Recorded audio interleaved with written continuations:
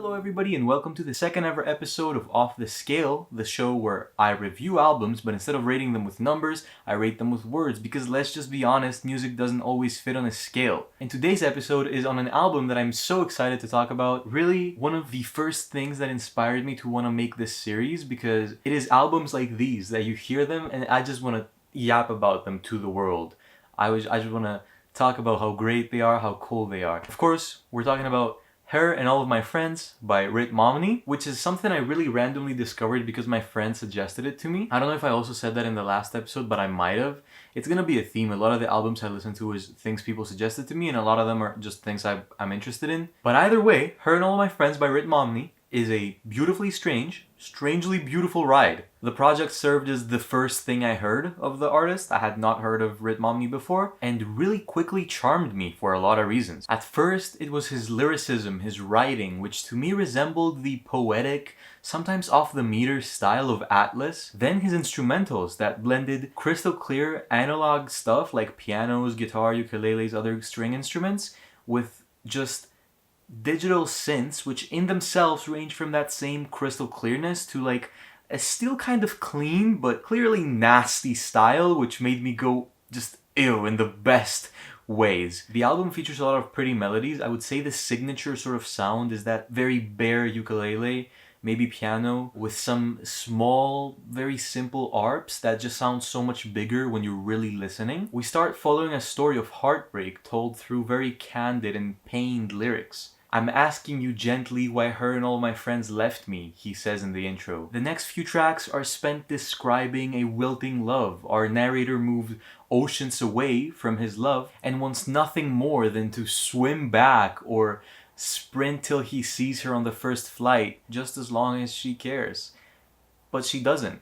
Not anymore. Ritt slowly develops a fondness for the independence that comes along with the loneliness, and you can sort of hear that developing in the lyrical narrative that's being built. In Pollution Disclaimer, he finally begins to think he likes the thought of not seeing her, as he describes his self-growth and kind of begins to move on. In the very same track, the artist recenters into what brought him all these relationships that he so cherishes and mourns. Her and all of my friends, literally. And that is his music. The meta, poetic, and very vulnerable lyrics of this track end up breaking its structure in a way that does cost it replayability. Doesn't really make me want to listen to it often, but still makes me want to add it to my playlist just to scream out into the world that, you know, good job making this. This is a really sick, interesting piece of art. It just made me want to say, I appreciate this, I admire this. On the next track, Paper News, which is also one of my favorite melodically, Ritt brings back from the intro this theme of likening his craft, his music, to a tree in his backyard, one that maybe doesn't know when to stop growing. See, I wasn't following him back when he released this, but it's clear from the lyrics that his music was already successful back then, and that caused him to sort of self-reflect, to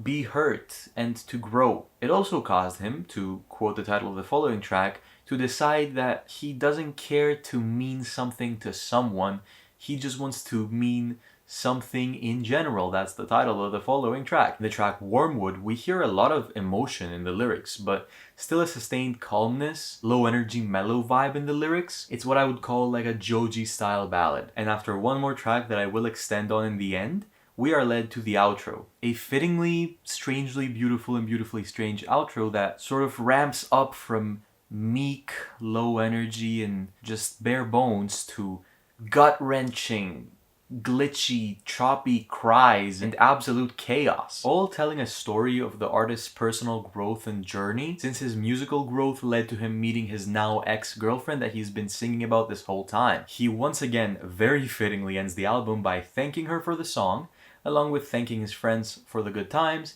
and thanking the songs for the girlfriend. It's a very cool way to wrap around this concept of Her and All of My Friends, where like his musical growth led to him meeting all these people, but the people led to more music because they made him sad. The girlfriend he broke up with, he was hurt by their relationship, he wrote more cool songs, and now he's thanking her for that inspiration, but he's also sort of circling that concept by thanking the very songs that brought him the girlfriend. Maybe he met his girlfriend through the songs, I don't know, but that really does seem to be the message. Now I left the penultimate track for last because I have a bit to say about it. It's actually a track that I really love and the one that's stuck with me most throughout the album. It's called If the Book Doesn't Sell, and this is what I've written about it. If the Book Doesn't Sell is a beautiful song that permeates a unique aura from its beginning, hitting it off with heavily auto-tuned singing where soft acoustic vocals would usually be in this album. This only makes it hit harder when the singer breaks his pattern of softly singing and practically screams through the distortion and heavy processing. He screams a story of divine hopelessness and freedom. A tale is narrated within which the devil admits neither he nor God will greet us at death's door, while the latter ashamedly lashes out at the shocked and frustrated protagonist who demands answers. I am no savior, but I give them what they need. What good would the book be if it didn't sell? In this track, we hear a story laid out that really kind of sounds like, I don't know, a parent who made mistakes in raising their child, bickering with their now grown-up child who confronts them about this. It's a really unique perspective at like how one envisions their realization that maybe religion and God isn't all it's set out to be and stuff. Where God is like, you know, I am no savior, but I give them what they need. And what good would the Bible do if it didn't sell, if I didn't give them the ideas they want? It's really, like I said, this vibe of like a single parent who like, can you really blame them for like messing up when the whole world is at their hands, or when a child is at their hands and they've never done this before? That's kind of the metaphor, but it's also like he's doing what he can. He's giving them what they need. Like he's not a messiah, but like he's trying to make a book that will sell to try to help people. To me, this is an amazingly told story of the author's terrifying yet liberating realization that there might be nothing more to life than life itself. And every time I listen to it,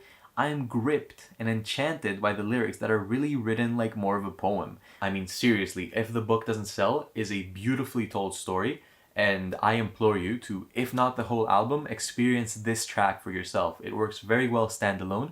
If you're intrigued by this review and you're not sure if you want to check out the album, then check out the track, If the Book Doesn't Sell. It's really fucking good, and I'm selling it as if it's the book, okay? I'm here hard selling it. I'm not even being paid for this. It's just fucking good. The book is good, so it better fucking sell. Anyway, to wrap up this review, I will be rating Her and All of My Friends by Ritt Momney a very experimental but beautifully done album by an artist I hadn't heard of before that I will be following from now on for sure, with some standout tracks. Out of 10. That's the rating. Hell yeah. And if you vibe with the way I talk about music and you want to hear more of this, then subscribe for the next episode of Off the Scale. Peace.